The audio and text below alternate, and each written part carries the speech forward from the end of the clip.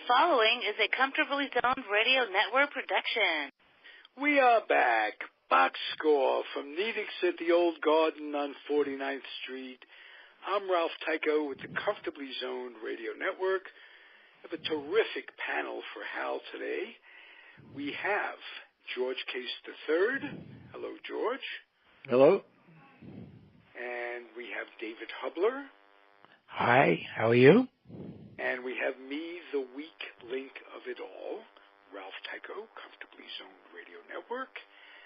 And I'm going to do what I enjoy doing every Tuesday night. I'm going to ask the magical question, what's the score, Hal?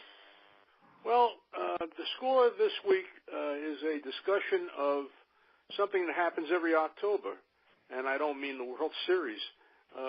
We talk about baseball exits this week, and that means managers who get fired, some for good reason, some for not so good reason, and how teams also bail out pretty quickly with the wild card game and the wild card games in each league, and sometimes the first round of the playoffs is a kind of a one-way street. You could talk about the Cleveland Indians, for example, who barely showed up against Houston. And you could talk about the Atlanta Braves, who won a game but went out in 4 against the Dodgers. And you could talk about the Milwaukee Brewers, who, to my mind, really are the strength of this whole field because they knocked off Colorado pretty decisively. But my main focus in this column was a discussion of the managers who got fired pretty quickly. We knew that Buck Showalter was going to go because his team lost 115 games, and there's no way that he was going to survive that, even though he's considered in baseball circles as a very bright, competent manager. But, you know, you got to have players, and he did not have players. So he's gone from the Baltimore Orioles. George Case III was mentioning one of the most, to me, the strangest firing of all, Paul Molitor of the Minnesota Twins. Paul Molitor, who's in the Hall of Fame, was the manager of the year a year ago. He was the manager of the year. That means he was the best in the business. And a year later, he's gone. So, I mean, you know, it's a very tenuous job to be a major league manager. We've had some others who are gone. Mike Scioscia in California, who'd been there for 19 years, just decided he'd had enough, and he walked away. He didn't get fired. We have some who are on the hot seat. The Chicago White Sox lost 100 games. That is not a recipe for keeping the manager around, so Rick Renteria may be in a little bit of trouble. The Mets, my favorite team, the Mets. Our favorite team, Hal. Mickey Callaway is there, and they don't have a general manager at the moment. They're going to hire somebody, and it's a question of whether the new general manager, is going to want to keep the old manager, Mickey Callaway, who did not have a good year. The Mets were on their way to 100 losses. They kind of picked it up at the last month or so. But it's a good question about whether he will be retained by whoever the new general manager is, because often new general managers want to bring their own people in. So anyway, that was what we talked about in the column this week, and I'm happy to open it up for a discussion. Well, let me just open it up with Callaway and ask you what the chances of Wilpon paying another manager to manage while Callaway is still under contract. That's an excellent point. You're right. Wilpon may say to the new general manager, well, you got to keep Callaway. And that may be a deciding factor. I'm just saying. It also may run general managers off, too. Yeah, that's true. That's true.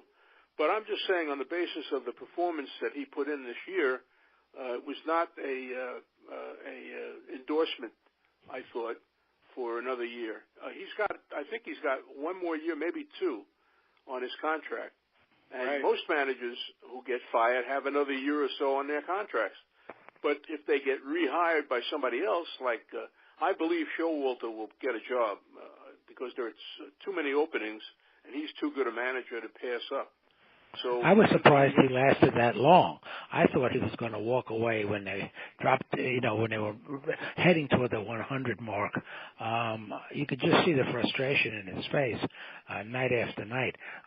They played so poorly, basic mistakes all over the field. And then when they dumped Manny Machado and what was his name, the second baseman, you knew that it was all over. Shoop. Jonathan Shoop. Shoop, Shoop. Mm-hmm. Let me just make a point on Callaway. The Mets had what looks to be a really bad year. It was. But there was 1 month, June, when they went 5-20. And 5-21. Let's not deprive them of all their losses. It was 5-21. Right. This is all that they earned. This is a franchise. Well, get those numbers right, Ralph. Okay. This is a franchise that has been historically terrible. That was the worst month in the history of the ball club. Now, that's tough to achieve with some of these seasons that they've suffered through. But that was the worst month in the history of the ball club. Including 62. I contend that if he could not find a way to make that ugly month better, in some way, even though he was a rookie manager, his team started off with 11-1, with an 11-1 record. I mean, that got out of hand, and he should have come up with something. I don't know what. Get in arguments, get thrown out. He did none of that, and also the team was very weak on fundamentals, which is something that really bothers me. Hit the cutoff man with a relay throw, take an extra base, steal a base. Fundamental baseball, which is what I fell in love with as a kid watching this game. But the Mets played poorly would be a compliment really for them. They played less than poorly, and there was a game early in the season. I think it was in May. Might have been in June, but I think it was in May, where they batted out of order. Ralph, they batted out of order. Little league teams don't bat out of order. How do you make a mistake like that? That's inexcusable to me. Right. So, excuse my rant, but... No, you're right. That was a good point. That was the nadir. Well, you know what? Hey, Hal, I just thinking about it, they always, in the dugout, they always post the batting order. I mean, if you're playing, you look on the thing and say, hey, I'm the third hitter, fourth hitter, whatever. It's right there. They have to post it. So to me, it's inexcusable if they bat out of order. I mean, that's just crazy. No, this was a manager's mistake. He had 2 cards. He turned in the wrong card at home plate. And well, they caught it. As George just said, that's inexcusable. Absolutely inexcusable. I mean, you're running a multi-million-dollar corporation, and you're in charge on a daily basis. You can't fill out the frickin' lineup? I mean, that's foolishness. So, absolutely. Even though they didn't lose 100 games, which I thought they were going to, I think he has to be a little bit on the hot seat, because he's going to get a new general manager, and that might be a turning point in terms of who manages this team next year. How when I first looked at the topic of your column, the first person that came to mind was a man who will never make the mistake of being 70 again, quote unquote. Casey Stengel, when he got fired in 1960. After winning 10 pennants in 12 years. Right. I thought that's remarkable. David being a Yankee fan, do you remember that? And what was Sure, I remember that. I mean, it was brutal how they did it, but it was no more brutal than when they let Phil Rizzuto go. But that's the name of the game is a business. It's a business. I'm not making excuses for what they did. I thought it was terrible. I was really sorry to see him go. And then the ignominy of it all is he winds up managing the worst team ever, perhaps, the 62 Mets. So there was no reward for what happened to him. But I think we're talking about all these managers that have gone. There are a number of them now that are really on the cusp of being let go. I'm not even sure Davey Martinez will be back with the Nats. Yeah, I mean, and when they got rid of Dusty Baker, a lot of people here felt that was a big mistake. And Baker may not have been good on all those graphic, the computer statistics, but he knew how to the analytics. But he knew how to manage a team. The other one, I tell you, if the Yankees lose tonight, I'd be careful of Aaron Boone's job. No, because the Yankees won 100 games. I know they did, but that. Well, I know, but last night, you didn't see. Did you watch? Did you read the press today? He was scathing in his criticism of him. I read the papers. It was awful. I mean, I talk radio here in New York on WFAN. One of the reasons that Yankee fans annoy me, not you, David, I love you, as you know. Thank you. I don't annoy anybody. Most Yankee fans annoy me because there is an air of, well, we're supposed to win. We're supposed to win every game. We're the Yankees. We're supposed to have the best players. We're supposed to win the World Series every year. Well, guess what? The last time they won the World Series was 9 years ago. Yeah. I don't think that's so true today. I don't. I agree with you that it was true in the 30s, 40s, and 50s and into the 60s, but I don't think it's so true today. There's a whole new group of Yankee fans who now have a team that they can actually root for. The last several years, they were terrible. I went to one game over the last 3 years. It was Old Timers Day about 2 years ago, and they were so listless. They had no energy. They had no punch in the lineup. It was just awful. Yeah. They were old. Yeah. So I'm not denying that there is a certain arrogance there, especially among the older fans who remember when. But I don't know if it's as true today as it was. I will say this, and I'm dyed-in-the-wool Yankee hater. Okay. Because I grew up at a time when the Yankees were in the World Series every year, and I said, what the hell is going on here? So I didn't like the Yankees from the get-go. But I will tell you this version of the team is almost likable because they have several young stars, yes, terrific players. I mean, I thought going into the season, they were introducing a rookie second baseman and a rookie third baseman. Well, to me, that's a formula for disaster. You can get in a lot of trouble that way.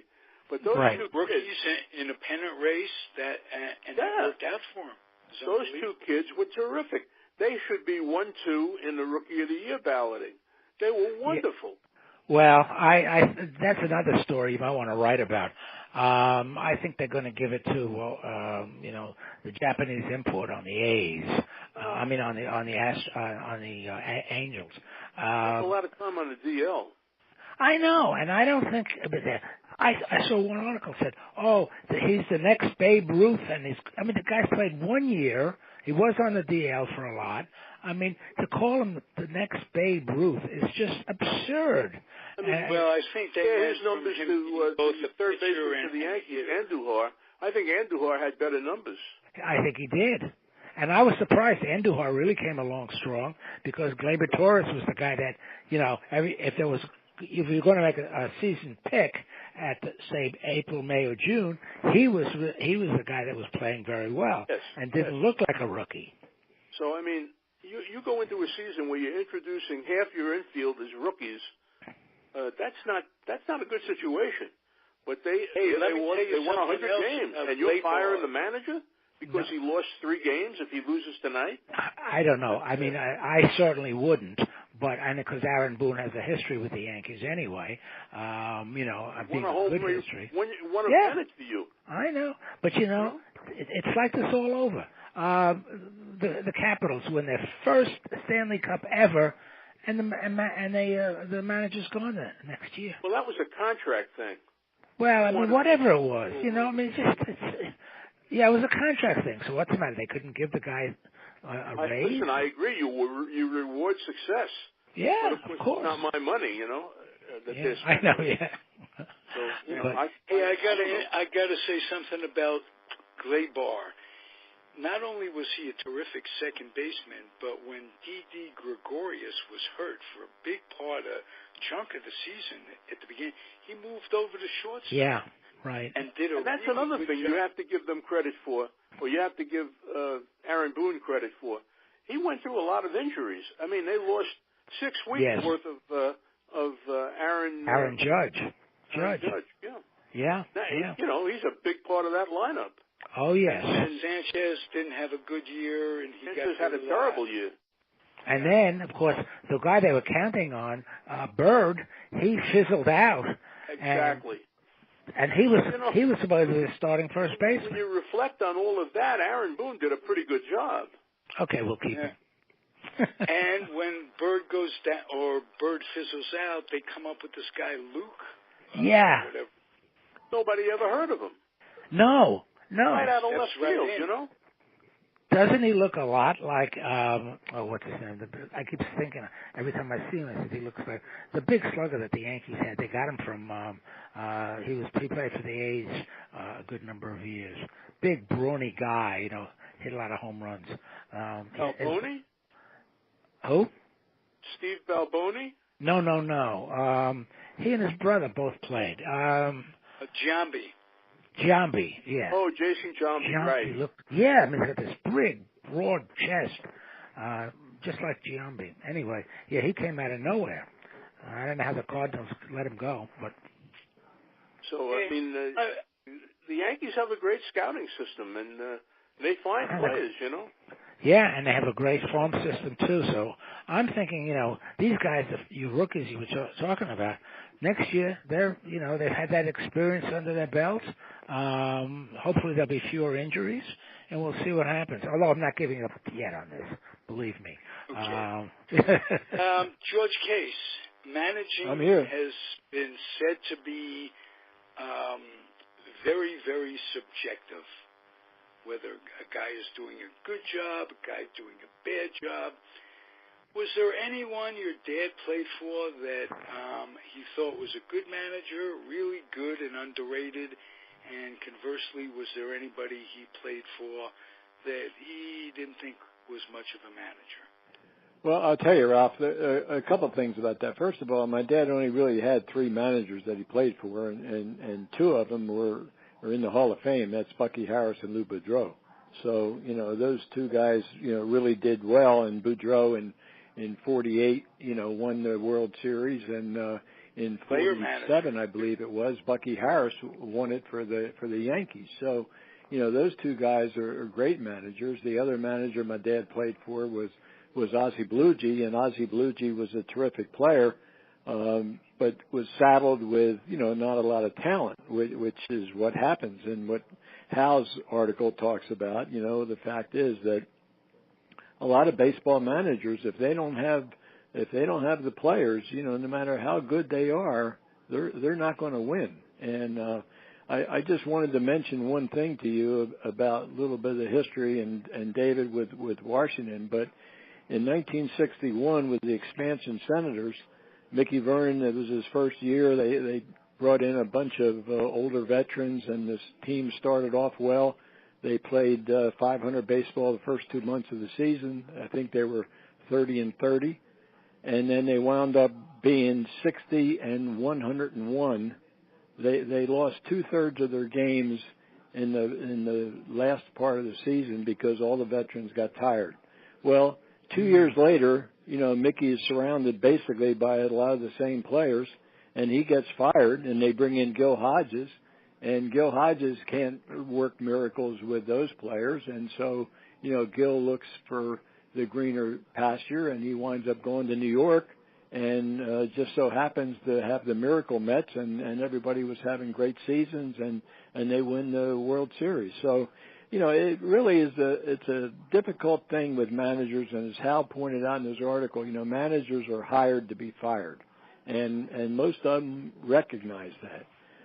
Sometimes the ego gets in the way, but the way, you know, they're making big bucks today, so sometimes if they've got a 2 or 3 year contract and they still got a lot of money, on the table, they'll take it and say, hey, I tried the best I could. But again, as Hal mentioned, a guy like a Buck Showalter, I mean, he probably will be picked up by somebody because he's recognized as an outstanding manager. Just had a team that was terrible. And no support. Is there a possibility that no support because they're going for a lot of youth, both on the field and in the managerial position, that he may never get another chance? Given he will. He will. Yeah. He's too good a manager. He's too good a baseball man, and he'll get a job somewhere. I guarantee. I can't guarantee that I'll be here tomorrow, but I think he'll get a job someplace. Especially if there's so many openings. Yeah, that's right. What I wanted to point out, and David touched on this a bit, last year we had 3 managers who were in the playoffs who got their team to the postseason and then got fired. Joe Girardi here in New York, John Farrell in Boston, and Dusty Baker in Washington. Yeah. Now, if you got your team to the postseason, that would seem to be good enough to ensure that you come back the following year. Just as if you're the manager of the year like Paul Molitor, it kind of bought him another year, I guess, in Minnesota. Right. But, it's a tough business. This is a tough business. The one solution, and I pointed this out at the end of my column, the one solution was Connie Mack. Connie Mack managed the Philadelphia Athletics from 1901 until 1950. You know why? Because he owned the team. Right. He's not going to fire himself, So Hal, that's absolutely correct. And Connie Mack is a perfect example of that because he did own the team. And like you're saying, he's not going to fire himself. So, I mean, that's what it was. And that's Connie, the best job security you could have. No question. Right. I mean, Connie was in the dugout. He was all dressed up in his business suit, not in a uniform, managed with a scorecard. I mean, that's how he did it. But he certainly did not have anybody looking over his shoulder. And those A's teams early were some of the best ever. But then when Connie was forced to, pay his bills, then he had to sell off his stars. They became an also ran. But he wasn't going to get fired for that because, like you said, Hal, he owned the ball club.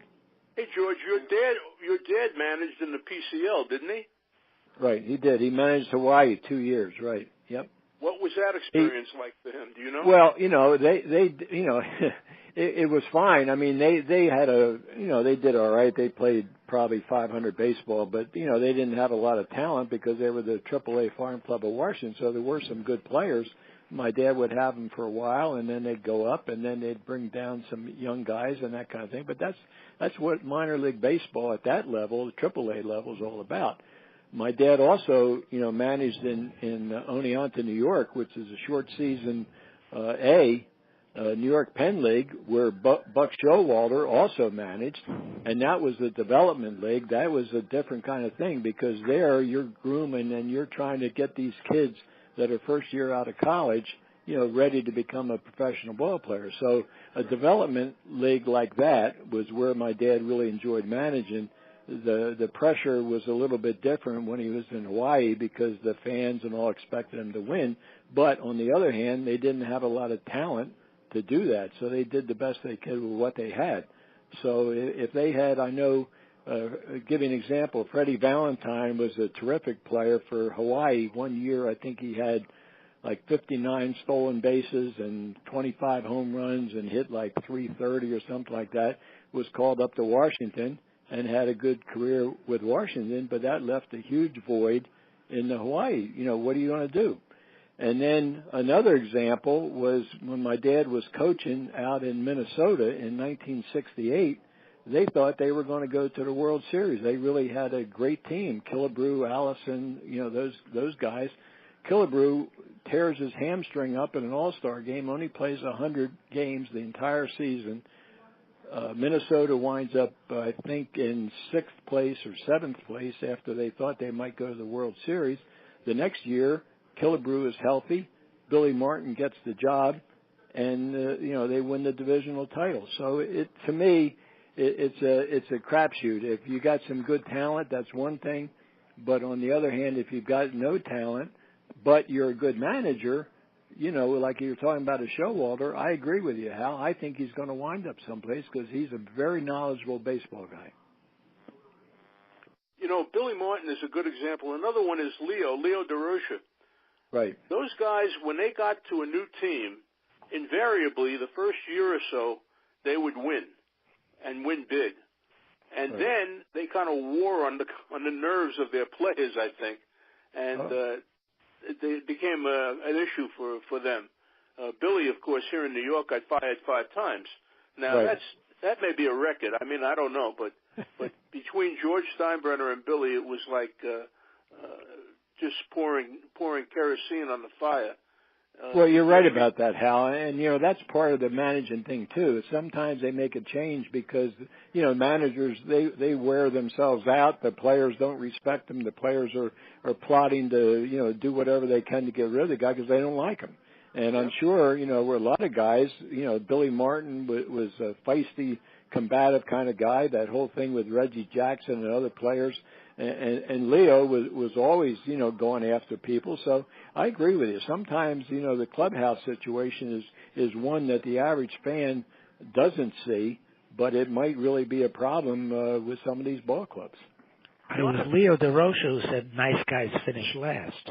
And he and Billy Martin had good winning records, no matter where they went. I mean, I'm not defending Billy Martin's behavior, but he and Leo DeRocha were winners. A lot of teams. Well, I'll tell you another one that hit close to home to me was my friend Jeff Torberg. Jeff managed Chicago White Sox, was manager of the year, goes to the Mets. He's with the Mets for 2 years. He's got Strawberry and he's got Doc Gooden and you know, a couple other guys, Vince Coleman, and they were doing drugs and they were doing all kinds of stuff. And Jeff really lost the team, and the players didn't play for him, didn't care. So Jeff went from manager of the year 2 years before that to getting fired because of the Mets situation. Well, you know, when he was managing the Mets, that place was a crazy house. Yes, it was. We had Brett Saberhagen, who was a great pitcher with the Kansas City ball club, Kansas City Royals.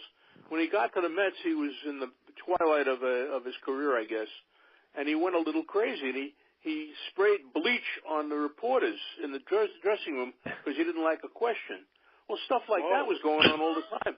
Vince Coleman threw firecrackers at a bunch of fans in Los Angeles. It was a nut house. Yeah, at kids, not just fans. Yeah. Right. And that was an example. I mean, that's what the Mets used as saying, hey, look, Jeff, you've lost the ball club. You know, we got to get rid of you. I mean, he's surrounded by that. And Jeff was, a really clean living guy and thought that he could handle the situation, but obviously he couldn't. And it came back to bite him because they let him go after about the first 2 weeks, I think the first month of the season. And I saw Jeff before he was fired, and he said, George, I'm not here for long. I think they're going to make a move. Well, usually these guys know. I mean, they're baseball people, and they know what's happening and what's coming. Right. So it's no surprise. I'm sure Molitor was shocked because, as I said, I'm manager of the year, and then the next season I'm stupid and I don't have to manage a team anymore. Doesn't make sense. No, I have to think there's more to it now. I really do. Your team, if managers are hired to be fired, I don't think it's good. It's a good idea to hire a superstar. Eddie Matthews, I remember, was hired by his hometown team and had to be fired. Just as an example, it's Mel Ott. Mel Ott was the greatest giant of all time in his time, and he was fired as a manager. Well, they brought Ted Williams into Washington, one of the great names in all of baseball. Yep. And he couldn't do very much. And how do you fire Ted Williams? Ted did well that first year, but then after that, they just went down, and then Short moves the team to Texas. Ted's got 2 more years on his contract. He stays in Texas 1 more year and says, "Hey, I've had it. That's all for me." And I couldn't blame him. I mean, it's a crazy situation when you're trying to run a ball club and you got somebody like a Bob Short there. I mean, that was just insane. I mean, he hires Ted Williams because the fact that the Redskins had hired Lombardi, and so now you got two great coaches playing there. I mean, in Washington, but Ted could only do so much with the talent he had. And that was another example. And a lot of times when you hire a superstar, a guy who was a great player like Ted Williams, one of the greatest players in the game's history. Right. And he watches his players who can't duplicate what he did. It's frustrating for them, And for him. Yeah. That's what I'm saying. Yeah. I saw some pictures of Ted, trying to show some of these guys how to hit, it's really hard, like you're saying, Hal. I mean, there's Ted, probably one of the greatest hitters in baseball history, and he's trying to teach these guys, say, look, I can do it. Why can't you guys do it? But, exactly. That's exactly right. Well, did your dad ever try to teach speed running? You can't teach speed. No, hey David, he could teach the art of base running, but if a guy didn't have the natural speed, there's no way he could do that. Absolutely, of course not. Hey, but if you guys look back at Ted Williams' record as a manager, he really did improve the batting averages of his players. He was a good coach. He just wasn't good with the pitching staff. He could care less about pitchers. I think that was his downfall more than anything. Well, that had a lot to do with it, Ralph. He did make Eddie Brinkman about a 260 hitter. Eddie had trouble hitting his weight. I mean, he was a less than 200 hitter career-wise. But when Ted was managing Washington, my dad's good friend, Sid Hudson, was the pitching coach, and Ted left all the pitching decisions to Sid. I mean, Ted had disdain for pitchers, just like certain pitchers had disdain for hitters. Ted said, "Hey, I don't know anything about pitching." He said, "All I know is how to hit." So I got to leave the pitching decisions to a pitching coach. Well, that was smart. Right. Yeah. If it's on YouTube, I did an interview with Lenny Randall about Ted Williams teaching kids, and one of the ways he taught was he'd take them out on a fishing boat, and he taught grips by using the fishing rod and fighting fishes and strengthening your hands and what have you. It's if you ever get a chance to listen to it, just Google. He was a great fly fisherman. He loved fly fishing. Yes, he did. Williams did. Yeah. And bone fishing. Bone fishing was one of his passions. Ted Williams was a member of 2 Hall of Fames, baseball and fly fishing. He was a genius when it came to fishing. Because he studied it just like he did hitting. He knew the fly, he knew how to do it, how to cast, and there's a story I read not too long ago. He and Bobby Dorr, and they were very good friends and teammates. Well, Bobby went out on a fishing trip with Williams and said it was the worst day of his life because Ted was so critical of him not being able to fish the way he wanted to. And at the end, Ted said to Bobby, "Bobby, I guess I've been tough on you today." And Bobby said that was the closest he could ever come to an apology. Yeah, he was an enigma, very, very complicated man. Yep. But he used to run to Chica Lodge down in the Keys, and that's where he would do most of his bone fishing. Right. And I was down there one time, and they were talking about, and also George Herbert Walker Bush was a big a visitor to Chica Lodge because he liked bone fishing too. Is that right? Yeah. Yeah, it's apparently it's a big fighting fish. So you get a real good. Oh yeah, they're terrific. Yeah, great game fish.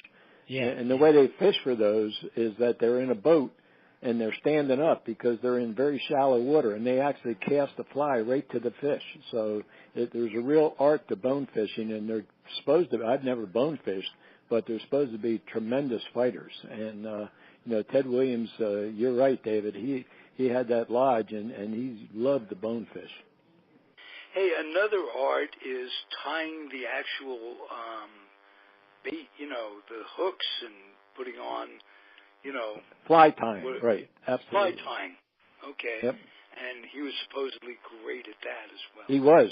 I've seen pictures of Ted doing that. They have a vise, and they actually make patterns. I mean, it's a really delicate kind of a thing, but you really have to know what you're doing. And Ted was such a stickler for detail, just like with hitting. He knew exactly what he wanted to put into a fly, and he would build a fly that way, and he would catch a lot of fish on his own flies. I mean, he was a legendary fly fisherman. Exacting kind of work, just like he'd hone his bats as right. well. Did your dad do that? Was that part of the your memory growing up? I don't think, Ralph, that my dad did it. My dad was not really he was a good hitter, but I don't think he took the care that Ted Williams. I mean, he was a genius when it came to that. He honed his bats. He weighed his bats. It was legendary that he could go. He'd get a dozen bats or whatever sent to him from Louisville Slugger, and he'd weigh them all, and he'd know whether there was a quarter ounce or an eighth of an ounce of difference from one bat to another. I mean, he was that way. And he used to bone the bats. That's what they called it. They would take a bone and they would actually, keep shut on the handle, and they would keep peeling it down till they got the grip that they wanted. But I know my dad, I didn't ever hear him talking about that because he was a little bit different. He was a singles hitter, so he used a thick handle bat, where the Ted Williams and those guys, they used a very thin handle bat that they could whip to get that power. Okay. I don't know why this question came to mind right now, but we were talking about Cuban baseball on Sunday, and I neglected to ask you that, the question of who was better. And they were Venezuelans, but so it's even off that subject. Carrasquel or Aparicio? Was Carrasquel Carrasquel class? Yeah. I think he was in his class. Yeah. I mean, Aparicio's in the Hall of Fame, right. And he was a tremendous player. But the guy who is not in the Hall of Fame may one day get there, who I saw him do things that were really remarkable, was Vizquel. He played with Cleveland for many years. Yeah. Almost. And I thought he was a career terrific with the Giants, and he had no range, but he was still the best fielding shortstop the year he finished. Yeah. The smoothest, greatest hands going, and he, at the end of his career, he'd position himself in a place where he could. You're absolutely right, Hal. This guy should be a Hall of Famer. He may one day. And for just that reason, your observation, I'll go back to something I've talked about a long time now. You guys, not just you, but retired sports writers who keep it together, should retain their Hall of Fame eligibility. Voting eligibility. They made their decision. And I often say to my wife, I had my time and I enjoyed my time, and now it's somebody else's turn. So good luck to them, But I still have my opinions, Absolutely, and that's why I'm saying it. And just because you're not getting on the subway every day or whatever it is, doesn't necessarily mean that you shouldn't have that privilege. And you take it very lightly. You say, I appreciate that too. And I did not take it lightly when it happened, I'll tell you that. It'd be better for baseball if we had your input and the input of others in your position. That's all. There's so much controversy around Hall of Fame picks. It would just be better. I think it was done in an effort to get Bonds and Roger Clemens in the Hall of Fame, because younger writers are more forgiving of their misdemeanors than the older writers are. So in my conversations with older writers, none of us would ever vote for those guys. And I think Cooperstown wants them in the Hall of Fame. So they rejiggered the voting community, and maybe they'll get in. I don't know. It's Hal, let me ask you something. How does that work? Did they just send you a letter or call you up and say, Hal, thanks, but no more thanks? No. I mean, we're they making a change. out How'd that letters. happen? They sent out letters and they said, if you've been retired 10 years, thank you very much, but we're moving on, or something to that effect. Okay. And I wrote a scathing letter to the Hall of Fame to a friend of mine who's the president of the Hall of Fame, Jeff Idelson.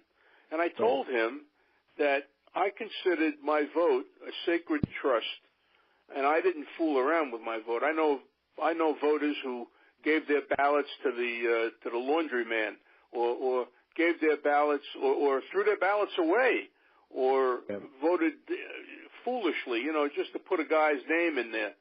I never did that. I took it very seriously because I believed that it was an important part of my job as a baseball writer. They ask my opinion, I'm going to give them my opinion, and I'm going to weigh it, and it's not going to be just off the top of my head to get it off my desk.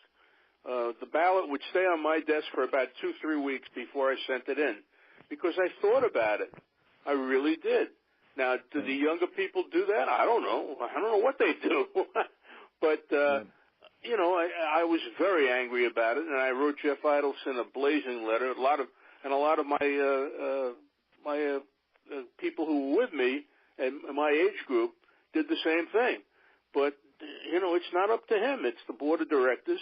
And I told him, I believe that I watch more games here in my home and when I went to the ballpark than any of the board of directors because they're a bunch of, executive type people. Right. And, but it is what it is. I'm not going to knock my head against the wall about it. Okay. I'm going to ask all three of you, actually, two of you, what do you miss most? Because, David, you're still working. What do you miss most about the your day-to-day work?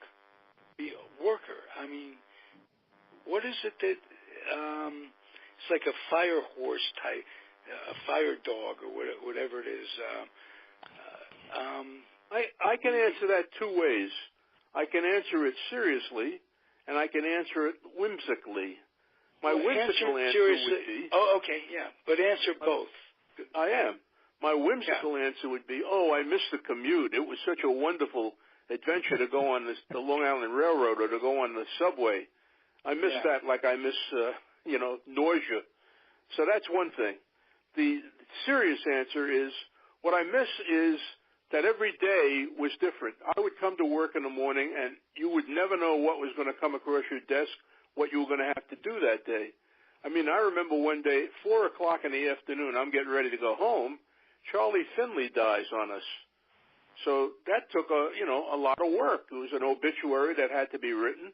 I had to call Reggie Jackson and tell him because of their famous, their feud that they had.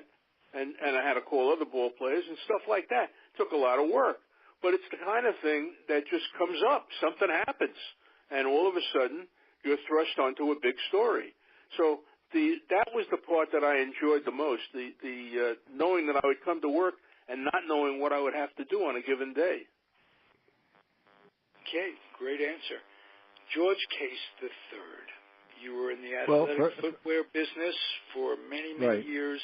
You're every bit as much of an icon in that business as anybody. You were a real success. As Michael Jordan. Write the book, right? Boy, you're putting me in great company. Well, in one sense, a great marketer is as great in his or her profession as a great athlete in their profession. So, and it can be sports related, the question can, because you were in the sports business.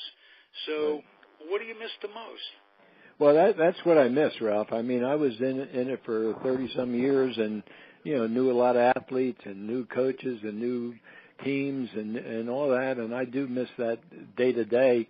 I don't miss, as Hal was talking about, the commute.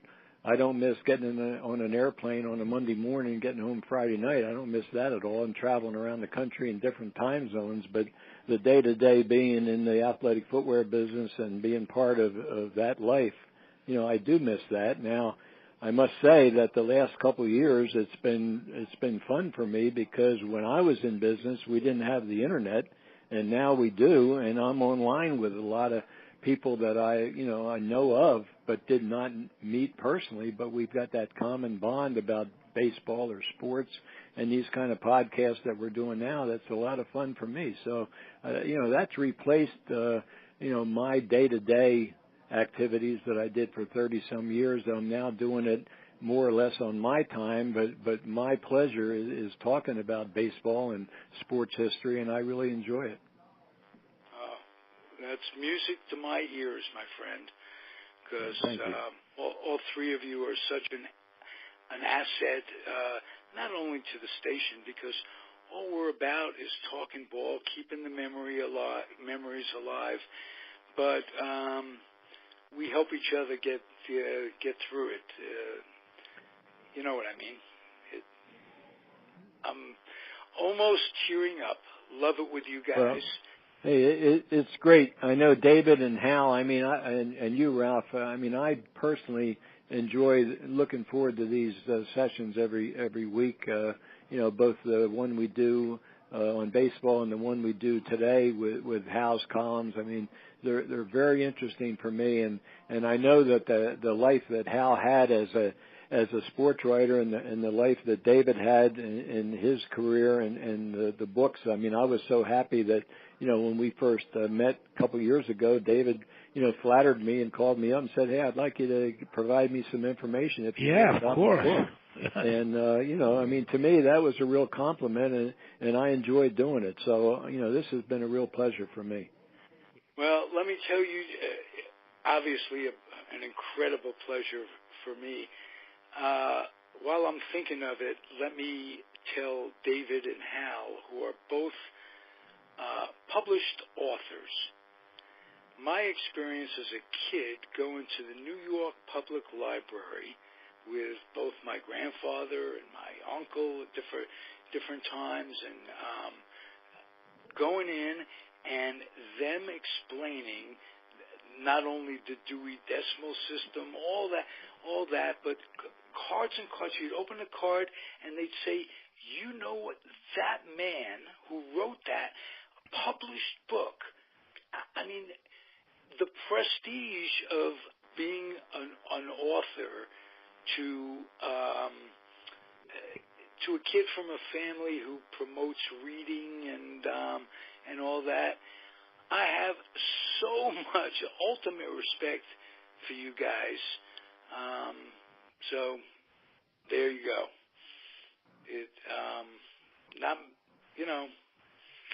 I'm just a fan, guys. And as a fan, I just want to say it was through books that fueled my passion when I was a kid.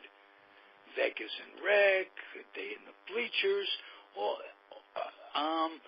those books brought it to life. The Jackie Robinson story. So it's very important, and this is kind of a segue for those of you out there listening and enjoying any of this as half as much as I do. Please do me a favor. Box up some new or lightly used children's books and take them to the Head Start program wherever you are in whatever community.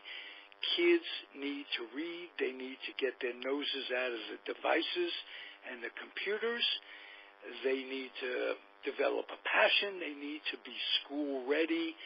They are our future, and the kids that are involved in that program need the books, and they need exposure to books more than anyone. So if you'll do that in tribute of Hal and David, who are published authors, it would be great. I appreciate that, and I just want to tell you guys again what a great show it is. As usual, great having you guys in my life. Well, thank you, Ralph. That was very nicely said about the book situation, and I know David and Hal. They appreciate your comments. So I look forward to talking again. And Hal, keep up the writing. And David, anything you and I can talk about Washington baseball. You've got a ready listener and somebody who loves to have that kind of conversation. So well, I have a topic for us for Sunday. Jimmy Pearsall, Washington. Hey. How about that? He had a hell of a career. I was watching Psycho. Yes. Not the real life Psycho that I live, but the movie. Anthony Hopkins. And no. He was such a good actor in Psycho, and I was thinking of Jimmy Pearsall. So wouldn't that be a nice? That would be a nice conversation, absolutely. And don't get me started because I could talk all night about that. But Jimmy Pearsall was great in Psycho, but Jimmy Pearsall was Anthony Perkins was not Jimmy Pearsall. Anthony Perkins. Anthony Hopkins is in Anthony Perkins was a terrific actor, but he was totally miscast as Jimmy Pearsall, in my opinion. No question about it. And his father in real life was totally miscast as a father. Right. Oh, yeah. In real life. Well, that's the preview for Sunday. Yeah, right. We better stop talking. So. All right. Okay. Thank you, gentlemen. Take care. Okay. Yep. All right. Bye-bye, everybody. Thanks. Good night. Bye-bye. Yep. Good night. This has been a Comfortably Zoned Radio Network production.